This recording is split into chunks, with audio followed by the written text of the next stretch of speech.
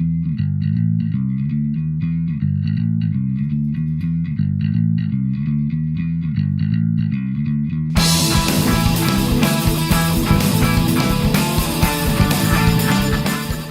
and welcome to hobby vlog number 124. This week's been a really fun week for me because I've put a video out every day showing off Moonstone the Rising Kickstarter, and then on Friday I did one showing me painting the starter box, which did appear in the vlog but it was a long time ago. I had such fun putting that together and just doing a week of Moonstone. Great game. If you haven't watched it, please do go back and check it out. Let me know what you think. If you haven't played the game but it interests you, let me know. I'm a big proponent of it. It's a lot of fun, yeah, highly recommended, and they're a really cool small company, so very worth supporting. Anyway, that's my sales pitch done. Go and check those videos out. This week, not related to that because all of that content was filmed and edited very quickly, has been slightly less hobbying for me. I've been very busy with work and a little bit run down, and yesterday I was quite run down. I'm still a bit, as you can hear, a little bit kind of iffy, but I think it's more that I've been trying to do too much, which is a thing that happens to me rather than anything specific. So a good rest, nice early night, and I'm going to have a nice restful day again today. But I have got stuff done, really enjoying my hobbying, really enjoying trying to keep it on a balance. As I said this week, trying to cut back a little bit and get a little bit more sleep. And that's a process I have to go through, and I'm sure a lot of you do as well. Anyway, that's enough of a rambling intro. It's going to be a fun week to watch. I really hope you enjoy it. Let me know what you think in the comments below. I do reply to them all, as always. And thanks for watching, and I'll see you again at the end. So she's been glued together, and I'm really pleased actually. I've managed to keep the cigarette for now, so I'm gonna leave that on as maybe I might snip it off, but for now I'm gonna try and keep it. I said there was a cat, and it's not a cat. It just looked a bit like a cat. It's actually a little bulldog or a pug or something like that. So I'm going to be sticking that together and also putting that on the diorama somewhere because it's pretty cool. So I'm about to prime and paint this one up, and also the little pug. The next time you see this, it will be painted and about to go on the diorama. But yeah, it was really easy to assemble. I will bring you along when I come to doing the filling, like I've said, which I'll be doing very shortly. Just a couple of bits of filling needed. So actually I lied. You will see this again when I'm filling, but then I'm just going to paint it up, and I won't bother putting that on video because, yeah, I'm not a very good painter. So yeah, these master box models are really good. Very highly recommended if you're looking at diorama building. Well, this has been a long time coming. I finally managed to print out the missing engine, and I think I've worked out why it was probably failing. I think I'd hollowed it, and because this one's hollowed, this is the original one. You can see it's got the drain holes in it. This one weighs a whole load more, so it's going to make it a little bit unbalanced, which is a shame. But at least I've now got the engine. So what I can do now is I can start to actually paint up and put this together. Now I'm probably going to paint these in sections, so I'm probably going to mask off that hole there and that hole there, and then these mounting points. And I've also got all these other cool like missiles and things, which I will need to look at masking off where they're going to be mounted. So under here, and on the side here, and on the top here and here. So there's a few bits of masking to be done before I do any painting, but then I'll probably prime it all and paint it, and I will bring you along for how I go about doing that. I also have this piece here which sits in there, and I think that's going to get glued in. So I think that's the next thing I'm going to do, is glue that in to that spot there, and that will look really cool, and also cover up some of that not very good fillering that I've done there.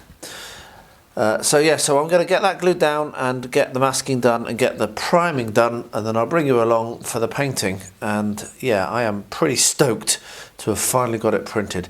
It was really starting to irritate me that it wasn't working, and yeah, now it is. Fantastic. It's nice to have my printer going again after about a month of not printing anything. I've cleaned it up, sorted it out. I've got the hot tent working perfectly so far. Don't want to speak too soon, but I've had some good successes. So that will be coming to the channel at some point when I wrap that up. But what I've got here is some free cacti that I printed out, and at the back, if I zoom in, you can see This is the miniature from Patmacon last year by the people that do, by Knuckle Duster, the people that do Gunfighter's Ball, and that is a cowboy based on Lemmy Kilminster from Motorhead. I had it in my head until I started speaking from Motorhead, and I'm very excited to paint that up. Lemmy was a Blackpool lad. Well, he was friends with my friend's dad, and greatly missed. Fantastic musician. So I will be painting that up in honour of his name. So these will be primed and painted. I will probably film the painting of Lemmy, and I'll probably not bother filming the painting of the cactus because, yeah, they're going to be green and yellow. It's not going to be hard. So more awesome stuff for this Western project. So this has been running for a little while now, and I'm really pleased with it. I've got my UPS here just in case the power goes off, which powers the, on the top has a plug for the heater and has the two actual printers plugged into it. And I've got a print going now. You can see in there, I've got my Saturn running. There's the heater. I've only just turned the heater on. It's hovering about 20 degrees, but that's fine. It does get nice and warm in here, nice and toasty, and since I've been doing this I've not had any failures. I've also got my Mars 2, but I'm not printing for that at the moment. One thing I found is you do want to store your next up resin in here, and also because it's so cold, I mean it's properly freezing outside, I've been wanting to store the actual plates in here and keep them warmed up as well, and that's really helped. So zip it up and leave it to it. There we are. And in about 3 hours that print will be completed, and hopefully it will be another success. It is huge though. It could have been half the height and that would have been absolutely fine for me, but they don't sell one like that I could find, so there we are. Anyway, that is the final analysis. It works, so yeah, pretty happy with that. And can I recommend this as a solution? Yes, I can. This is an unheated room. It's been very, very cold, -4, -5 degrees outside. Probably when I first turned the heater on yesterday, it was about 7 or 8 degrees in here, and it's keeping it regularly up about 20-25 degrees inside the tent, and I'm having some very good success. So there we are. Okay, so I've got some gaps on this, and also I've glued together the pug, and there's a little gap on that as well by the neck. So I'm going to make use of this, which is my Mr. Dissolve Putty from Mr. Hobby, which I really like for these sorts of gaps where you can see it's a very small gap, and you don't want to go over the top, but it does definitely need filling just at the front of her trousers there. And I normally use a toothpick. You can see just how easy that is. That's already done. There's a little gap round by her arm there, which I just need to get into a little bit. So getting access is sometimes the hardest part of doing this. And then what you can do is you can come in with the dry end of the toothpick and remove any that you don't want, like that. Now this will dry very quickly, but I'll probably leave it overnight anyway. To go off and then prime afterwards, because one of the worst things is if you rush these things and you prime too soon, you can sometimes get problems with reactivating or with ruining your brushes, which no one wants to do. But it's a really good little bit of purchasing if you can get hold of this Mr. Dissolve Putty. If you've got issues like on this pug, as you can see, there's a line down the back. I can come along here and brush this in with my toothpick, and that will get rid of that line. And finally, we have a little line on his neck, behind his ear there. So I'm going to come along, get some on my toothpick and push it in there. And there we are. We have solved all of our gap problems just as quick as that. So I'll let that, oh, all over, never mind. I'll let that dry, and then I'll prime it grey and paint it. Now, definitely the next time you see these, they'll be painted and ready for the diorama. So one of the two things that are left to do on this church is these, the shutters and the frames around the windows. And I had a really useful comment on the most recent blog 123 as I'm filming this, about painting and priming on the sprue. And I replied saying it's very much like the argument big end versus little end, as in you can get a big argument and it's not all, you know, people have their own opinions and everything's valid, which is what the guy thought as well. However, having said that, I've sat and looked at this and thought, you know what, this is going to be much easier painted on the sprue. I very, very rarely do this because I don't like getting the potential for glue points with paint on them, and then you end up with a fragile model, which you don't want. But in this case, I want to paint only one side of these shutters, which you can see I'm doing in this nice rich red, because the other side is what's going to be glued. And if I tried to do this on the model, it would almost certainly fail quite badly, because I would have to do lots of masking, and I could easily get that wrong. So thank you very much for your comment. Because of your comment, I've stared at these and thought, you know what, I'm actually going to do these on the sprue. And that is why I love people commenting on my videos, even if they're telling me you're doing it wrong because you should look at it like this way. Because, hey, I don't know everything. I know very little. And I could very easily be making a mistake. And I possibly would have done if it were not for that really cool comment which came in. So there we are. So I'm going to paint these up, and when they're dried I'll show you how I'm going to stick them on. I'm going to have the windows open, the shutters are going to be back, so it's going to be a little bit more complex than just cutting these out and sticking them over the windows. So I might do a couple shut and a couple open, I'm not sure. But yeah, I'll bring you along for that. And very shortly as well, I'll show you what the last nearly stupid mistake I made. I thought this was the last thing I had to do, but no. There's actually something else. So I'll show you what that is very shortly. Nearly finished painting these. So the very nearly stupid mistake I made was I forgot to do this roof. And so, well, you can tell I'm doing this directly after painting the red on the window shutters, because I've still got some red on my paintbrush. So what I'm going to do is I'm going to make use of the offcuts, and again this is a really good reason why I don't throw offcuts away, because I now have all the offcuts I need to do this without having to do any more cutting or anything at all. And I can, it's a kind of a recycling thing, obviously. So I can just come along, and now I can put these over this roof and glue them all in place, and get this finished up. And I've even got spare ridge tiles, which is awesome. So what I'm going to do is get all this done, and then I'll paint it using the same technique as I used on the main roof. And then, other than the window frames, when they're in, this build will be complete, which is pretty cool, isn't it? Very pleased with it. So yeah, I'll get this done, and I'll bring you back for the next step very shortly. So let's have a look at this Mack truck and have a look at the instructions. And I've just glanced at them, and what I'm going to tell you is I'm not going to film every single stage of this, because it's going to take a long time and not be very easy, and it will also be quite tedious to watch. I think going through hundreds of pieces, literally. I mean, these are all the black pieces. Those are the wheels. We've got a bag of white pieces.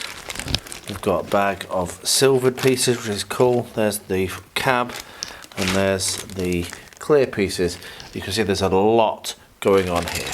So what I think I'm going to do instead is just show my progress on a day-by-day basis, so that I can show steps and we can just basically track through the build rather than, like I say, having the camera pointed down and cutting things out and gluing them together. Having said that, I'm going to quickly now have a look through the instructions and show what it looks like, because I'm a little bit disappointed. They're not great. It is a very old kit, this, just to be clear. This is what they call a vintage kit, though it supposedly has been modernised, but they haven't really modernised the instructions very well. I've got a piece 156 black, which is joined into 157 black. That kind of tells you how many pieces there are.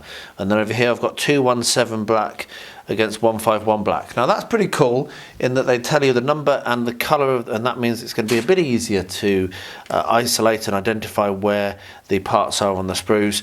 But having said that, the sprues are, as I can see, there's nowhere in this which actually has a picture of the sprues and shows you where all the pieces are. So you are going to be doing a little bit of fettling and fiddling. The thing that's given me most pause, if I zoom in on this top panel here, it says to remove the centre portion. Now, okay, but why? Maybe that's casting, so that's how it was on the cat. That's just like sprue actually in the middle. But I need to. That kind of concerns me a bit, where you're getting a piece and you have to cut it to make it and cut it right with such a, well, sketchy sketch. So anyway, first impressions, I really hope I don't make a big mistake and damage and destroy the kit and make it not look nice. But second impressions is this is surely going to be awesome. It's I'm very excited. So that's a very long rambly intro. I'm going to sit down now and do a couple of panels, try and get a little way along.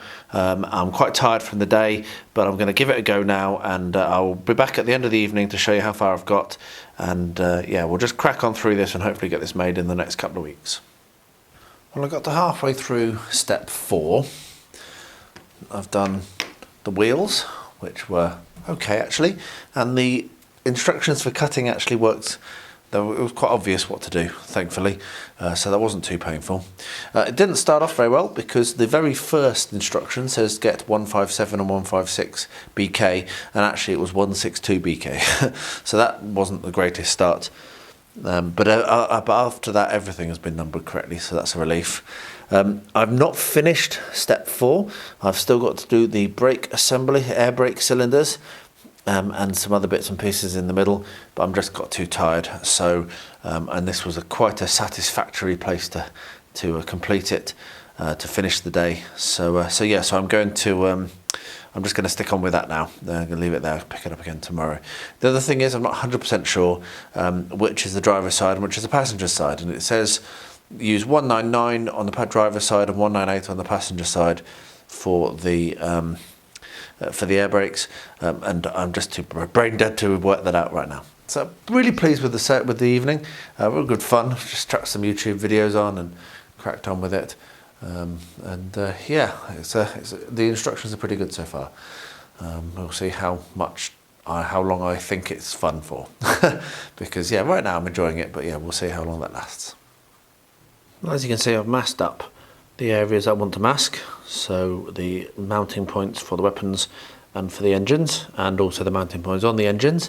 And then the weapons, I have done my thing of sticking them to tongue depressors to help me paint them and prime them. So now I'm going to take these and get them primed, and then start the really enjoyable, hopefully, process of painting it.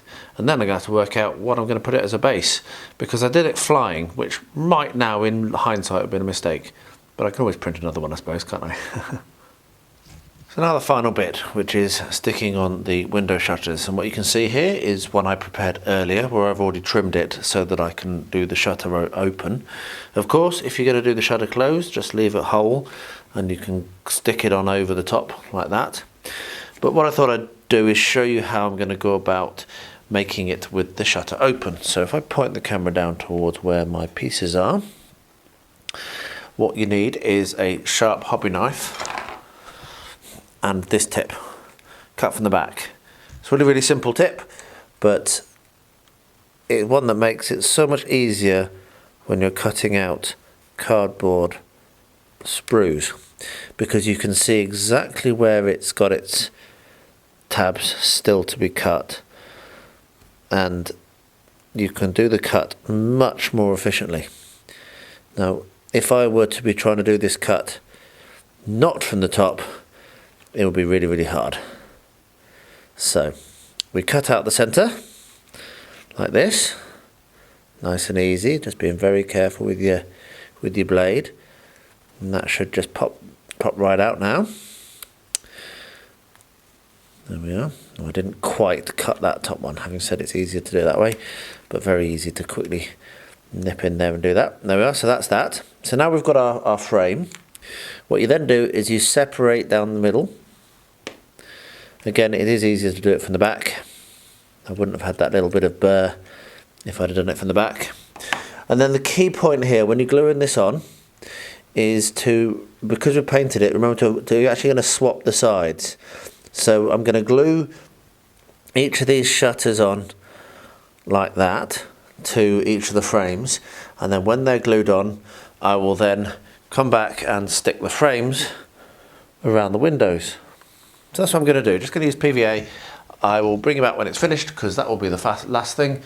Project will be done, and yeah, really, really excited about this. One other thing quickly to add is over here in my primed but not yet painted pile, I have found a priest, 3D printed priest, and that is going to be the priest from my church, which is really cool. So I've got a little figure to stand in front of it as well. Anyway, let's get this done and then wrap up the project. Today I had a couple of Kickstarters arrive, which is very, very exciting and awesome. And yeah, I'm going to show you what they are. So first of all, as you can see, I've got Super Fantasy Brawl Season 2. Now, I was for quite a long time doing really well, releasing a video a week, painting up the miniatures from the Super Fantasy Brawl, and then life got in the way and things happened and I stopped doing it. And this possibly will prompt me to get back to doing that, maybe not on a weekly basis, but certainly I'd really like to get some of those videos done. I've got 2 that are partially completed on my bench. One of them has got a cobweb on it, I saw the other day. But yeah, so I might try and get back and then continue painting up and paint these as well, because they're brilliant miniatures, it's a great game, and myself and Angela love playing it. So yeah, but let's have a quick look and see what's inside the box. So this is going to be a bit noisy, so I will just get rid of the cardboard box, put it all out, and then we'll have a look and see the actual inside this.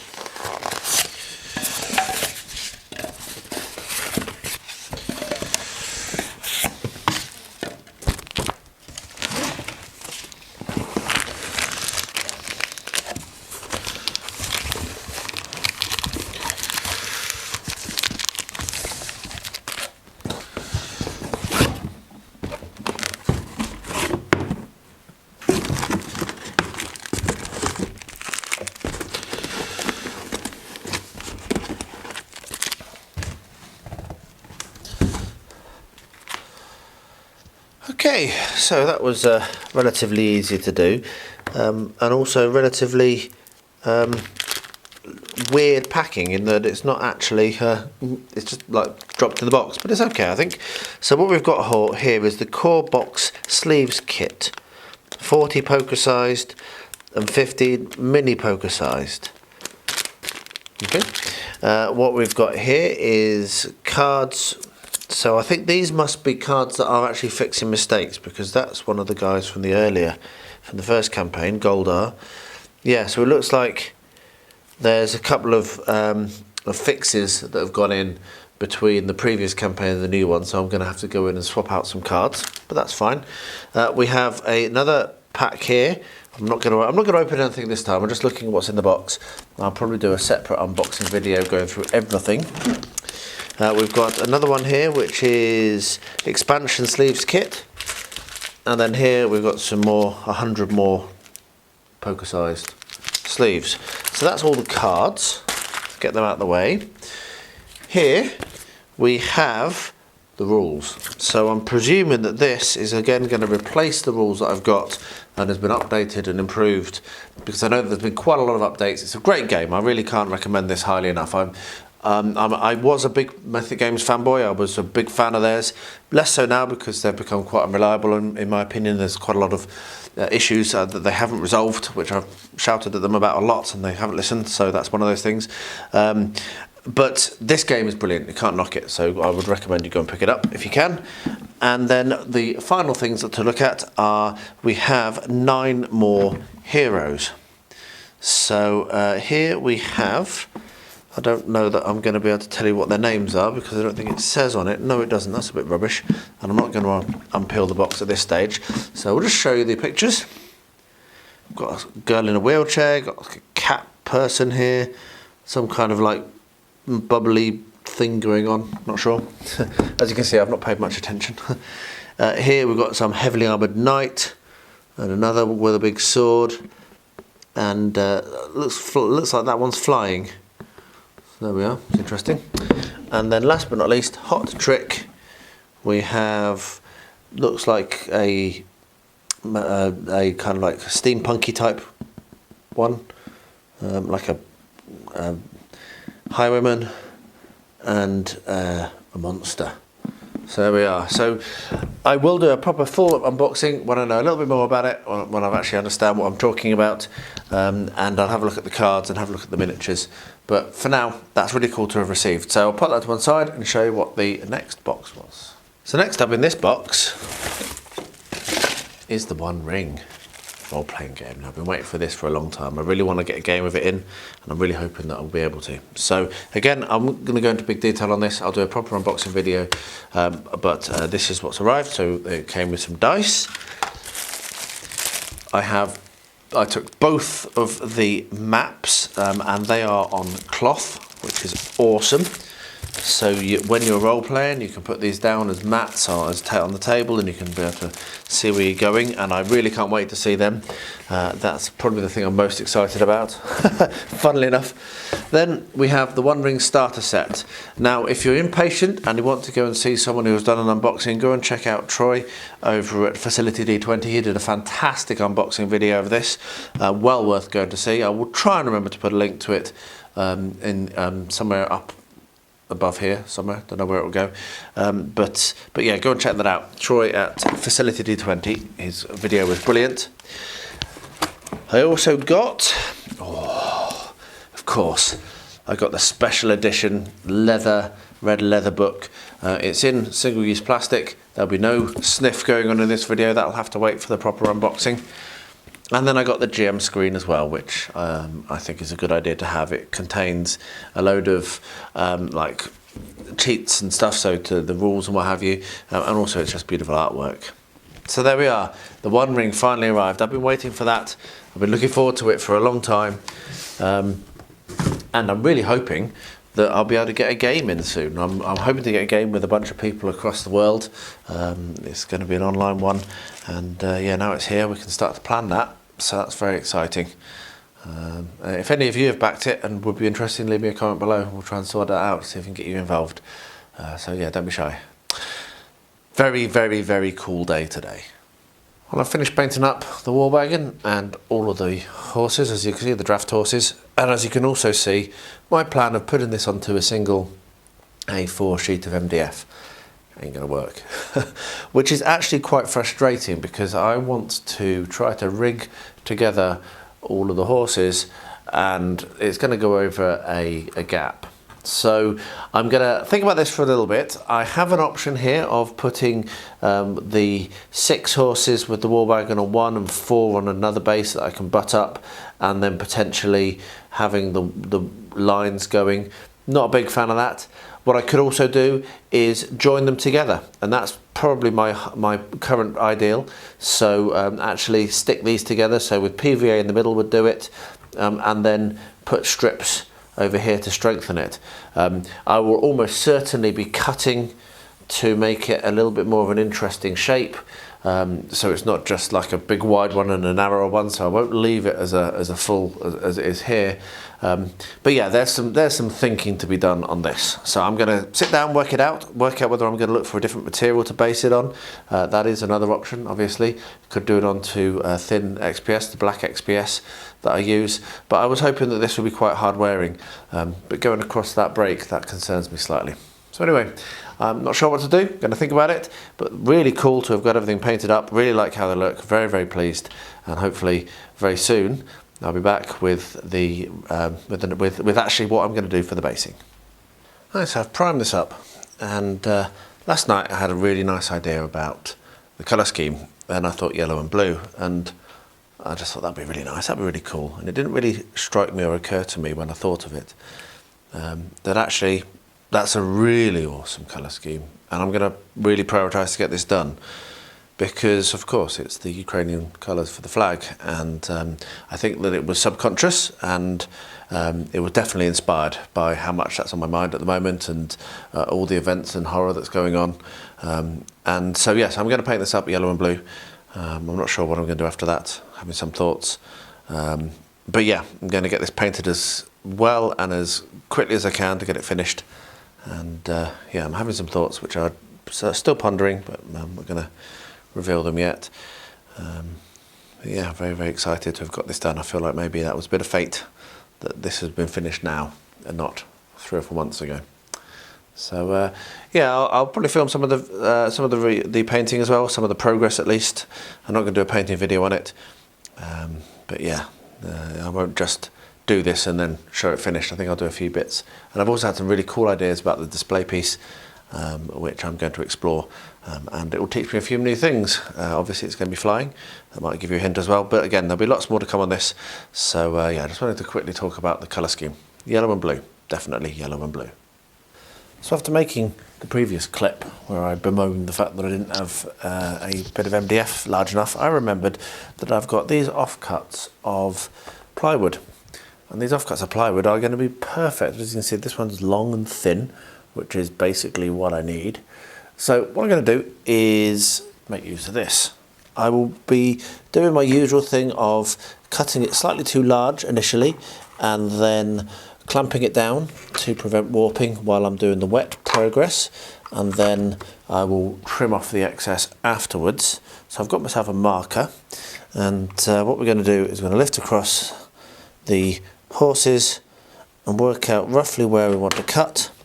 And the interesting thing is that I reckon I can make use of this interesting shape here to make it a little bit more dynamic, because I did not really want it to be going in a straight line. I want it to be potentially pulling around a corner, so that's going to work really nicely. So I can set them out like that, and then what I can do is with my marker I can work out roughly where I want to cut, so I can round that corner off, and this can be where I'm going to keep.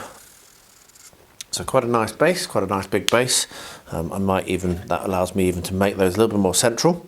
And what I'll do is I will now just trim right across there, which means I can clamp here, here, here and here, and then do all of the wet work, do all of the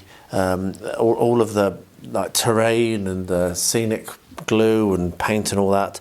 Keep it all clamped down really nicely to a very solid base, and then when it's fully dried and it's not going to warp anymore, I can then trim around where I've drawn the line, sand the edges slightly, and then it will be a really good base. So I'm very pleased to have found that, and that means I can progress. So yeah, gonna cut roughly down around here, and when that's done and it's clamped, I'll bring you back and we'll have a look at how I'm actually going to go and do the terrain. So onwards.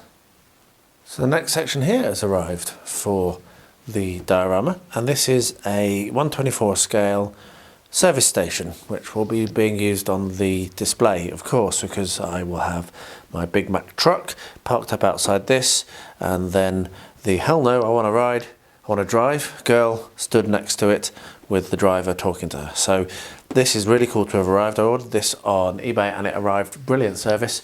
eBay UK arrived very quickly, very well packaged, and if we have a quick look inside, I'm not going to unbox it, but it's new in box. Look at that, totally untouched. So very awesome. Comes with the base, which is going to be good. I hadn't realised that. I haven't even looked at this, honestly. I've not even opened it properly. I've just looked to see how good it looks.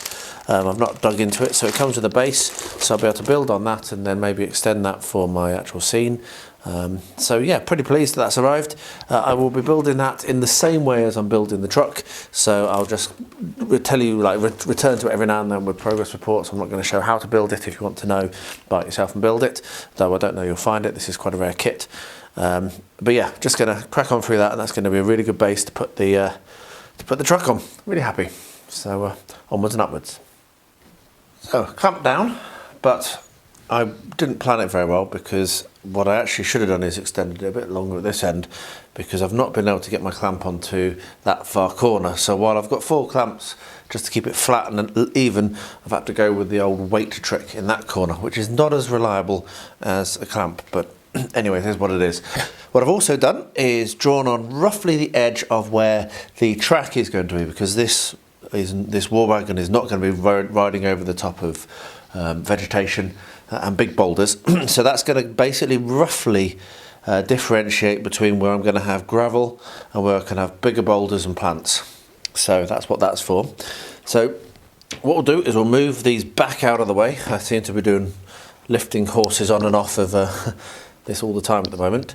And I've got my Africa paint, which is the paint that I really like to use as a base, which I'm going to use to base coat on this. And what I'm going to do is 2 stages of this. I'm going to paint around the edge, avoiding the track, and do the outside. And then when I'm happy with that, then I'm going to come along and do the inside. So this might take 1 or 2 coats, I'm not sure. It's pretty good house paint. I really do like my house paint for this sort of a terrain project. You don't need to spend lots of money.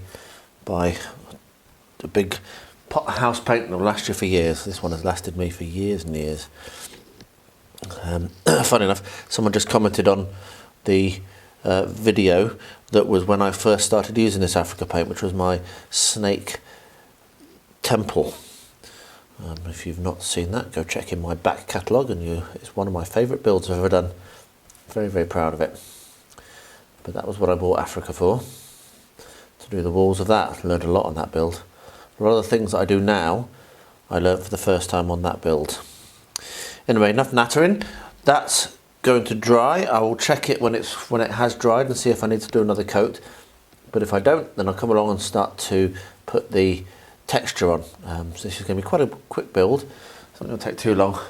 But yeah, we'll wait for that to dry, and then hopefully won't have to do a second coat, and hopefully I can just apply the texture. I spent an hour and a half this evening putting this together. Literally an hour and a half. And yeah, there was some swearing and there was some questioning of my sanity, but it's done now. So that's the chassis. That was instruction parts 5, 6, 7 and 8. So I've done another page. I actually skipped on, left a little bit of part 4. I'm basically building these up alongside, moving forwards. There's some other bits and pieces to go on here and the air brakes. I've progressed a little bit more. I've put some more of the hubcaps on this section as well. But most of it was getting this together, which really did take a bit of time. But it's done, and that's actually the way up it's supposed to go. So you've got the front and the steering wheel here, and then this, I believe, will settle on the back there somehow.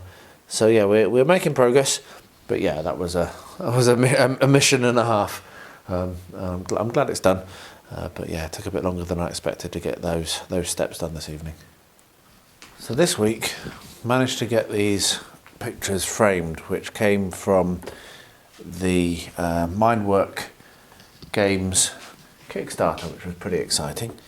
So there's several pictures, which I'll show you now. So we've got this one here. Angela got them framed for me in the local framers, which was very cool. So that's a particularly awesome print. I will be putting these up around the house. And yeah, Boris Vallejo is the artist. I always forget his name, but now I remember it. So there's another one. Very cool.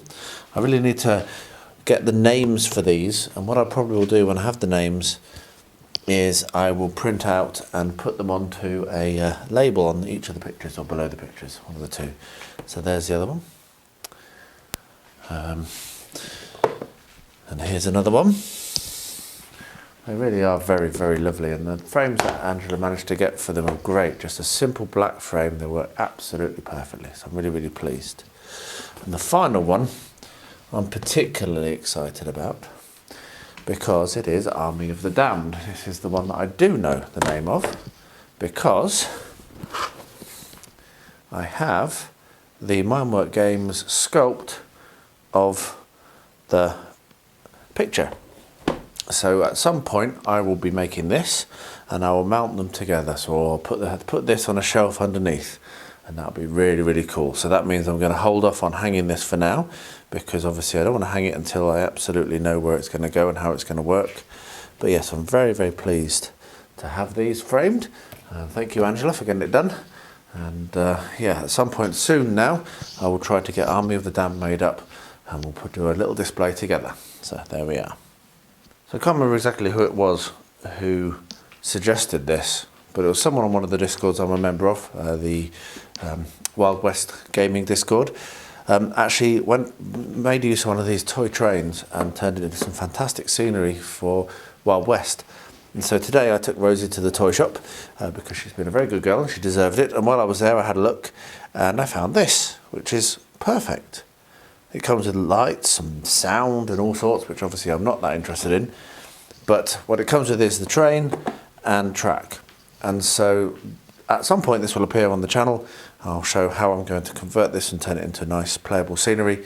But for now, I'm just really pleased to have got it. And yeah, it'll probably be done relatively soon because I'm working on a lot of Western stuff at the moment. But yeah, just an idea. So watch out for that. It'll be in the next couple of weeks. I'll start working on it and it will appear in the vlog. And then it will be put together as a video as always. So yes, watch out for that. Very, very cool idea. And thank you, whoever it was. I can't remember your name. I will attempt to remember it. And next time I talk about this, I will attempt to credit you by name. But yeah, really good idea. Right, well, it's time for a family video photograph session of all of the terrain I've done so far. I've pulled this into the lounge, as you can see. We've still got balloons from Rosie's birthday. So yeah, most of these are the ones I've built over the last couple of weeks. These two at the back are my original two. There was a video of how I did those, which I'll try to remember to link. But you can see that I've basically got the same ones scattered around the village. Unfortunately, I've also got a very insane Xena who's just decided to go nuts. Bless her, she's having fun. So, anyway, back to the subject at hand. We have the war wagon, having fun making that. We have the waste sprue scatter terrain scattered around here. We have some of those hitching posts that I've put by the station, and also over by the church, and also one of the wagon wheels. Then we've got the church, which we'll look inside in a second. And then coming down this side, we've got some of the higher status buildings together here. And you can see that already we've got enough really to do a game, I think. I'm pretty pleased with how much I've got. I've got quite a lot more to come yet, which is going to make it so I can do two tables. I don't know why, I never even put one table together, but never mind. So what we're going to do, take the crooked spire off and take the roof off carefully, and inside you can see that we have pews, and they look really well. So of course there's no living creatures in this yet. I'm still painting all of that stuff up, and I've got a whole load of knuckle duster miniatures to paint and put on as well, and then we'll be able to get a game together. And I'll probably try and do a solo game first, just to get the rules down, and then hopefully Angela will be interested in playing. But yeah, like I say, there's actually quite a lot more. There's a load more blots buildings to make, which is the same make as the scatter terrain. And then I've got the rest of the TTCombat, which is where the church came from. I've got the whole of that white box. And then I've actually got some foreground stuff coming because they're sadly shutting down. So I've pulled the trigger on something that I've wanted for a long time, which is for fantasy, and also a couple of other ones just to add into the mix for my Western. So I've got quite a lot more buildings to go, but there we are. Very, very pleased with how that looks. I think that's actually a really nice playable village. It's got a lot of terrain, but it's also got a lot of open areas, it's got a lot of line of sights. It's got blockers, but it's got open alleys as well, so it's an interesting challenge, I think. So yeah, very, very happy. And the rest will come to the channel, so I hope you've enjoyed that, and maybe that's inspired you to make your own. These are the ones I'm most proud of because that would have been thrown away, so maybe that's the best thing to have been inspired by, but there we are. Oh, and the table is... the mat is one I've bought and I can't remember the make. Just give me 1 second. So the mat is a deep cut studio mat, and it's really, really nice. I bought it 6 foot by 4 foot because I do have tables that big, but most of my gaming tables are 4 by 4, but that's okay. It just means you get a little bit of overhang at each end. So yeah, Deep Cut Studios mat, and it's perfect. It's their sand mat. It's a desert mat, but it still works very well for westerns. So there we are, family photograph, family video. Pretty happy with that. Onwards with the rest. Well, here we are with the progress I've made on the dropship. I'm having a lot of fun. So you can see I've been painting it in blue and yellow. The engines and the weapons have the lovely kind of creamy colour that I'm going to do the rest of it. I've not yet got to that on the main body of the dropship, but the actual colour scheme I'm very pleased with, and like I said, I'm having a lot of fun with it, painting it in my 20 minutes, and yeah, I should have that done this week hopefully. Just going to crack on with it.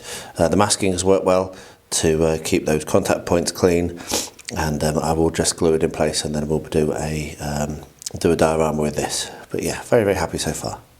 Olly has come on really well this last couple of weeks, and it's pretty much finished now. I've got to do his basing, but it's pretty much done. Very, very happy with how he turned out. Used some colour shift on the tusks, which you can see has worked really well, and then his eyes glow in the dark. Oh yes, as they should for a monster. So yeah, so I'll finish off the basing and then get some pictures, and then that'll be done. Very, very pleased with him as an entry for the theme monster. He certainly is a monster, and he's been in my stash for long enough, in my mountain opportunity for long enough, that it's really, really cool to finally have got him painted up. Well, there we are, a light week, but still I managed to fill 45 minutes of a vlog. That tells you just how successful I was in cutting back. Though most of that was actually spent in unboxing and looking at stuff, I think, and talking about completions of over a couple of weeks. So yeah, it wasn't quite as busy as a 45-minute video would have you think. I hope that you enjoyed it. If you got this far, thank you so much, really appreciate it. Do let me know in the comments below. Let me know what your favourite project was maybe this week, which one you liked the best. I'm particularly pleased with how the dropship's coming out, and also it was such fun putting together the Wild West village, town, whatever, and Rosie loved it as well. She came along and rearranged it after I did the videoing. No, this house has to go over here. She's an opinionated one, I don't know where she gets it from, but she loves seeing what I make, and that gives me joy as well, as you all know. Anyway, thank you for watching, really appreciate it. Slavy Ukraini, and please, everyone out there, particularly at this crazy time, it's almost become a new normal, which I don't like. I try to remind myself as much as possible that there are people suffering, and that as much as the sun's shining and our lives may be normal, we need to remember that other people's lives are very much not normal right now, and bear that in mind all the time. So yeah, but everyone out there, please do stay healthy, stay safe, and stay well.